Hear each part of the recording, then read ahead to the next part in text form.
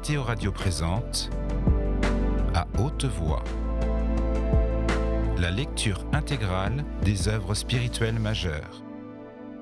Aujourd'hui, La Divine Comédie de Dante Alighieri.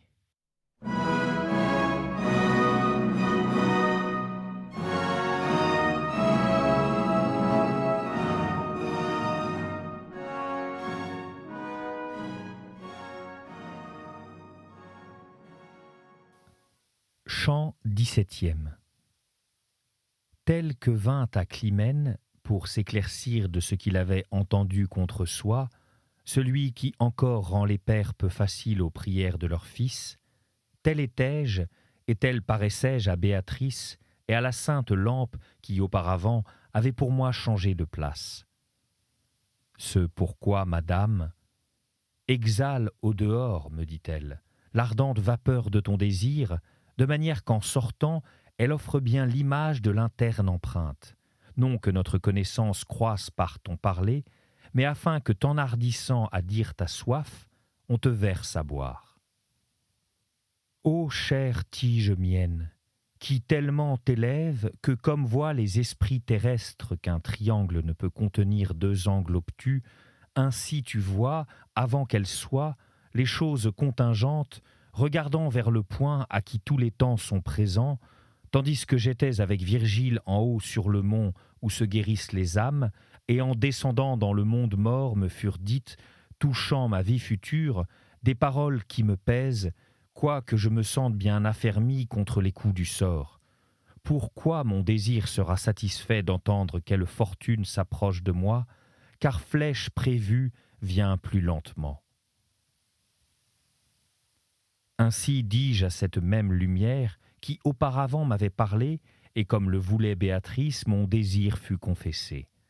Non par ces ambages, où jadis s'engluait la jante insensée, avant que fût mis à mort l'agneau de Dieu qui ôte les péchés, mais par de claires paroles et en langage précis, répondit cet amour paternel, enveloppé et brillant de sa propre allégresse. La contingence, qui hors du livre de votre matière point ne s'étend, est toute peine dans l'éternelle présence. Elle n'en contracte cependant aucune nécessité, non plus que de l'œil où il se réfléchit, le navire qui descend le courant. De là, comme à l'oreille la douce harmonie de l'orgue, vient à ma vue le temps qui pour toi se prépare. Tel qu'Hippolyte sortit d'Athènes par la perfidie d'une barbare marâtre, tel tu dois sortir de Florence. Cela l'on veut, et cela déjà l'on cherche. Et bientôt l'obtiendra qui le pourpense, là où du Christ tous les jours on trafique. Le cri public, comme de coutume, imputera la faute à l'offensé, mais au vrai rendra témoignage celui qui dispense la vengeance.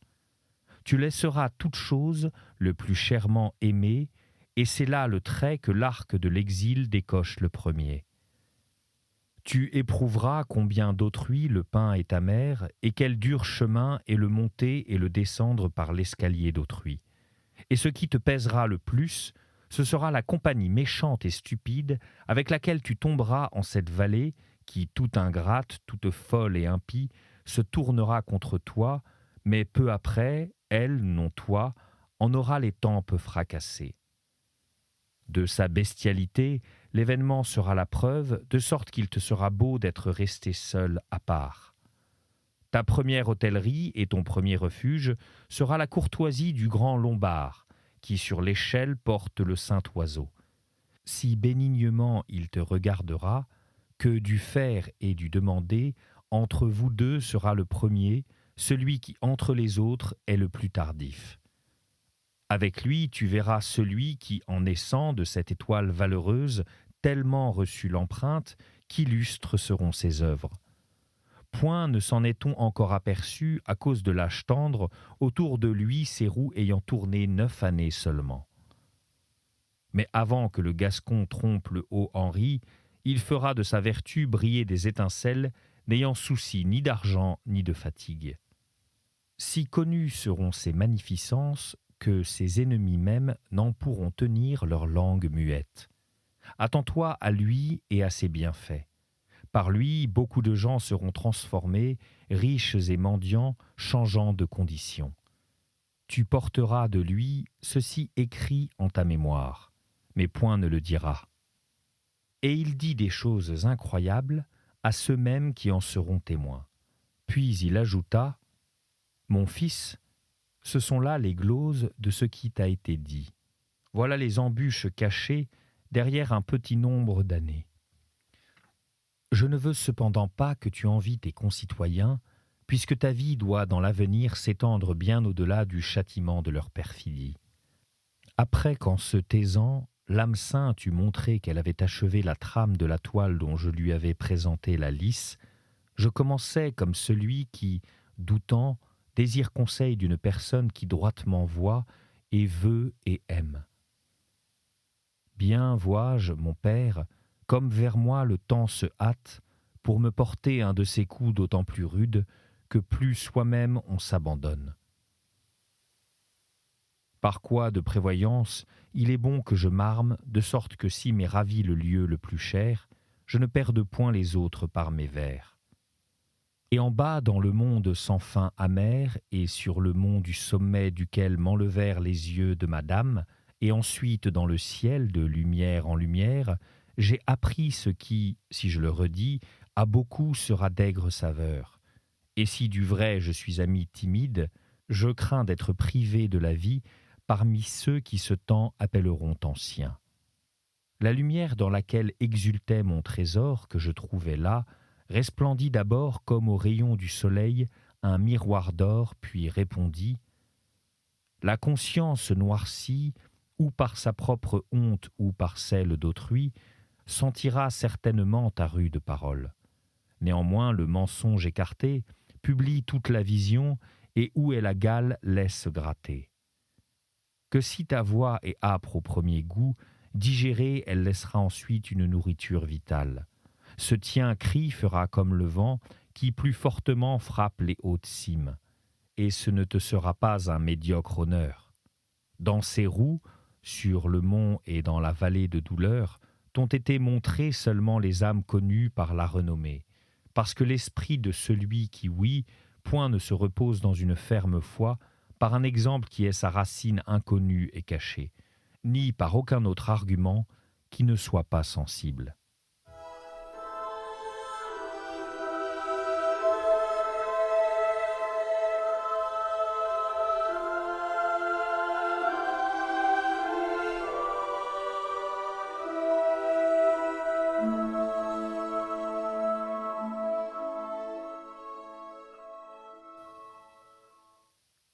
Chant 18e. Déjà de son verbe jouissait seul cet esprit bienheureux, et je goûtais le mien, tempérant le doux avec la serbe. Et cette dame qui à Dieu me conduisait dit « Change de pensée, pense que je suis près de celui qui allège toute injure. » Je me retournai à l'affectueuse voix de mon réconfort, et quel amour je vis alors dans les yeux saints, à l'exprimer je renonce. Non seulement parce que de mon parler je me défie, mais parce que tant sur soi ne peut revenir la mémoire si un autre ne la guide. De cela seulement puis-je dire que, la regardant, à rien de plus n'aspirait mon âme. Tandis que le plaisir éternel qui rayonnait directement en Béatrice me rassasiait, réfléchi par son beau visage, me vainquant d'un sourire plein de lumière, elle me dit « Tourne-toi et écoute. Dans mes yeux seulement n'est pas le paradis. Comme ici quelquefois dans le regard se voit le désir, s'il est si vif qu'il ravisse toute l'âme, ainsi dans la flamme de cette sainte splendeur vers qui je me tournais, je discernais le vouloir de m'entretenir encore un peu. » Et il commença « Dans ce 5e degré de l'arbre qui vit de la cime, et fructifie toujours, et jamais ne perd ses feuilles, sont de bienheureux esprits qui, en bas, avant qu'ils vinssent dans le ciel, eurent tant de renom que toute muse en serait enrichie. Regarde dans les bras de la croix. Celui que tout à l'heure je nommerai, fera ce que fait dans la nuée son feu rapide. Au nom de Josué, qui fut prononcé, je vis une lumière traverser la croix comme un trait, et pour mes sens, le dire ne devança pas le fait. Et au nom du grand Maccabée, j'en vis une autre se mouvoir en tournoyant, et la joie était le fouet du sabot. Ainsi deux autres, Charlemagne et Roland, suivis mon regard attentif, comme l'œil du chasseur suit son faucon qui vole. Ensuite, Guillaume et Rinoard et le duc Godefroy attirèrent ma vue sur cette croix, et Robert Guiscard. Puis, se mêlant et se mouvant avec les autres lumières, l'âme qui m'avait parlé me montra quel artiste elle était parmi les chantres célestes. Je me tournai à ma droite pour de Béatrice apprendre mon devoir par parole ou par signe, et je vis ses yeux si purs, si pleins de joie, que son aspect vainquait les précédents et le dernier. Et comme en sentant plus de plaisir à bien faire, de jour en jour l'homme s'aperçoit que sa vertu augmente, ainsi m'aperçus-je que s'était élargi l'arc où je tournais avec le ciel, voyant ses merveilles plus brillantes. Et en aussi peu de temps qu'une femme devient blanche lorsque son visage dépose le poids de la honte, à mes yeux, quand je fus tourné, apparut la blancheur de l'étoile tempérée qui en elle m'avait reçu. Je vis dans le jovial flambeau le sentiment de l'amour qui là réside, figurer à mes yeux notre langage. Et comme des oiseaux qui se sont levés d'un fleuve, se congratulant de leur pâture, forment de soi une bande tantôt allongée, tantôt ronde, ainsi les saintes créatures enveloppées de lumière, voltant chantaient, et de soi formaient les figures ou D, ou I, ou L. D'abord, en chantant, elles se mouvaient à leurs accords, puis, devenant l'un de ces signes, elles s'arrêtaient un peu et se taisaient. Ô divine Pégaséenne, à qui les esprits doivent et la gloire et une longue durée, comme à eux par toi les cités et les royaumes, éclaire-moi de ta lumière, afin que j'épelle leurs figures comme je me les représente, que ta puissance paraisse en ces brefs vers. Se montrèrent donc 5 fois 7 voyelles et 7 consonnes, et je notai les parties comme elles me parurent dites. Diligite justitiam, ce qui signifie aimer la justice, furent les premiers verbes et noms de tout ce qui fut peint. Qui judicatis terram furent les derniers. Qui judicatis terram, ce qui signifie vous qui jugez la terre, furent les derniers. Ensuite, dans l'ème du 5e mot, elles demeurèrent ordonnées, de manière que Jupiter semblait là d'argent frangé d'or. Et je vis descendre d'autres lumières sur le sommet de l'ème et s'y reposer chantant, je crois le bien qui vers soi les attire. Puis, comme lorsqu'on frappe des tisons ardents, s'élèvent d'innombrables étincelles, d'où les sots ont coutume de tirer des augures, de là parurent surgir de 1000 lumières, montant l'une beaucoup, l'autre peu, selon le partage que lui assigna le soleil qui l'enflamme, et chacune en son lieu, s'étant arrêtée, je vis la tête et le cou d'un aigle se former de ce feu distinct. Celui qui peint là n'a point de guide, mais il guide lui-même et reconnaît qu'elle est de lui, cette vertu qui dans les nids est la forme. L'autre béatitude, qui d'abord semblait se contenter d'enguirlander l'ème comme de lys, en se mouvant un peu, termina l'empreinte. Ô douce étoile, quel et combien de gemmes me démontrèrent que notre justice est un effet du ciel que tu ornes, par quoi je pris l'intelligence en qui à son principe et ton mouvement est ta vertu, de regarder d'où sort la fumée qui souille tes rayons, de sorte qu'encore une fois, sa colère s'irrite de lâcheté et du vendre dans le temple qui se murera de cygnes et de martyrs. Ô milice du ciel, que je contemple, adore pour ceux qui sont en terre. Ô milice du ciel, j'ai repris donc. Ô milice du ciel que je contemple, adore pour ceux qui sont en terre, tous dévoyés par le mauvais exemple. Jadis, on voulait faire la guerre avec l'épée, Aujourd'hui, on l'a fait en soustrayant. Or ici, or là, le pain qu'à aucun ne refuse le pieux Père. Mais toi, qui seulement pour effacer écris, pense que Pierre et Paul, qui moururent pour la vigne que tu dévastes, sont encore vivants. Bien peux-tu dire, j'ai un si ferme désir de celui qui voulut vivre seul et qui pour la danse fut conduit au martyre, que je ne connais ni le pécheur ni Paul.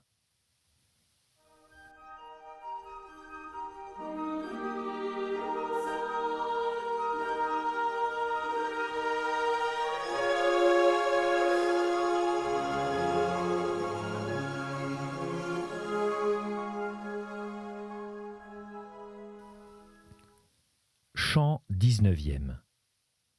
Devant moi paraissait, les ailes ouvertes, la belle image qui, dans le doux jouir, rendait joyeuses les âmes entrelacées. Chacune d'elles semblait un rubis qu'embrasait un rayon de soleil si ardent qu'il le réfléchissait dans mes yeux.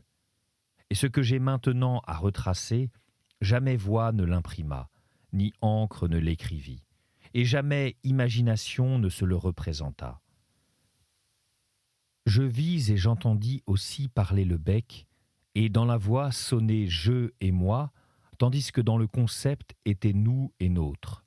Et il commença « Parce que je fus juste et pieux, je suis ici exalté dans cette gloire qui ne laisse vaincre par aucun désir, et sur la terre je laissais de moi une mémoire telle que les méchants la louent mais ne suivent pas l'exemple. Comme de plusieurs braises une seule chaleur se fait sentir, ainsi de plusieurs amours sortait un seul son de cette image. D'où moi, ensuite, ô perpétuelle fleur de l'éternelle joie, qui tous vos parfums me faites paraître un seul parfum. Rompez par votre parole le grand jeûne qui m'a tenu en une longue faim, n'y trouvant sur la terre aucun aliment. Bien sais-je que si dans le ciel la divine justice fait d'un autre royaume son miroir, elle n'est pas voilée dans le vôtre. Vous savez comme attentivement je m'apprête à écouter. Vous savez quel est ce doute qui m'a fait vieillir dans un si long jeûne. Comme un faucon déchaperonné meut la tête, et battant des ailes et se dressant montre l'envie de voler, ainsi vis-je faire ce signe tissu des louanges de la grâce divine, avec des chants tels que le sait qui là-haut se réjouit. Puis il commença. Celui qui tourna le compas jusqu'à l'extrémité du monde, et dedans distribua tant de choses cachées et apparentes, ne put tellement empreindre sa vertu dans tout l'univers, que son verbe ne demeura infiniment au-dessus. Et de ceci la preuve certaine est, que le premier superbe, des créatures la plus excellente, pour n'avoir pas attendu la lumière, tomba vert. Et de là, il apparaît que toute nature moindre est un étroit réceptacle de ce bien sans fin et qui n'a de mesure que soi-même. Notre vue, donc, laquelle doit être un des rayons de l'intelligence de qui toutes choses sont pleines, ne peut, par sa nature, être assez puissante pour que son principe point ne lui apparaisse beaucoup moins splendide qu'il ne l'est. Ainsi, la vision que dans l'éternelle justice a votre monde ressemble à celle de l'œil qui pénètre dans la mer, lequel, bien que la proue il voit le fond, ne le voit point en haute mer, et cependant il existe, mais le cache sa profondeur. Point de lumière si elle ne vient de la sereine clarté qui jamais ne se trouble, mais plutôt ténèbres et ombres de la chair ou son venin. Largement est maintenant ouverte la sombre grotte qui te cachait la justice vivante, sur laquelle tu faisais tant de questions. Un homme, disais-tu, naît sur les rives de l'Indus, et là, personne qui parle du Christ, qui en lise, qui en écrive rien. Et toutes ses volontés, tous ses actes sont bons, autant que voit la raison humaine, sans péché dans la vie ni dans les discours. Il meurt non baptisé et dénué de la foi. Où est cette justice qui le condamne? Où est sa coulpe s'il ne croit pas? Or qui es-tu, toi qui veux t'asseoir sur le siège pour juger à la distance de 1000 milles, avec une vue à peine d'un empan? Certes, pour celui même qui avec moi devient plus pénétrant, si l'écriture n'était au-dessus de vous, il y aurait à douter merveilleusement. Ô terrestres animaux, ô esprits grossiers, la première volonté qui par soi est bonne, de soi qui est le souverain bien, ne s'éloigna jamais. Est juste tout ce qui lui est conforme. Nul bien créé ne l'attire à soi, mais rayonnant, elle le produit. Comme au-dessus du nid tourne la cigogne, après qu'elle a donné la pâture à ses petits, et comme celui qui est repu la regarde, ainsi fit l'image bénie qui agitait les ailes mues par tant de conseils, et ainsi levai-je les cils. Tournant, elle chantait et disait « Telles que sont mes notes, à qui point ne les entend, tel à vous, mortels, est l'éternel jugement. » Puis ces étincelants incendies de l'Esprit Saint s'arrêtèrent encore dans le signe par lequel les Romains furent révérés du monde. Et lui recommença « À ce royaume ne monta jamais qui ne crut point en Christ, avant ou après qu'il fut cloué au bois. Mais vois, beaucoup clament Christ, Christ qui dans le royaume seront de lui moins propés que tel qui ne connut point Christ. Et de pareils chrétiens condamnera l'Éthiopien, qui se sépareront les deux collèges, l'un riche, l'autre pauvre, pour l'éternité. Que ne pourront dire les Perses à vos rois, lorsqu'ils verront ouvert le livre dans lequel s'écrivent toutes leurs hontes? Là se verra, entre les œuvres d'Albert, celle qui bientôt remuera la plume, et par laquelle sera dévasté le royaume de Prague. Là se verra la désolation qu'en falsifiant la monnaie, amène sur la scène celui qui mourra frappé par un porc. Là se verra la soif d'orgueil qui rend si insensé l'Écossais et l'Anglais qu'aucun d'eux ne peut se contenir au-dedans de ses limites. Se verra la luxure et la vie molle de celui d'Espagne et de celui de Bohême qui jamais ne connut ni vaillance ni vouloir. Se verra la bonté du boiteux de Jérusalem marquée d'un « i » lorsqu'un « m » marquera le contraire.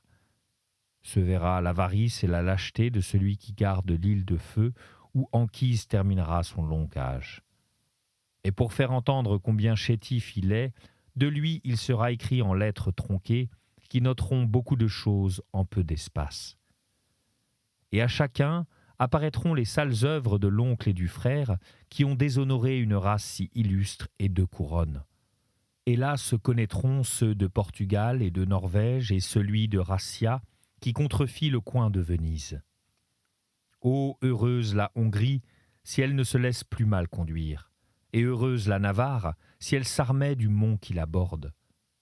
Et doit croire chacun que pour art de ceux-ci, déjà Nicosie et Famagouste se lamentent et murmurent à cause de leurs bêtes qui du flanc des autres points ne s'écartent. C'était À haute voix, une émission de KTO Radio. Aujourd'hui, La Divine Comédie de Dante Alighieri.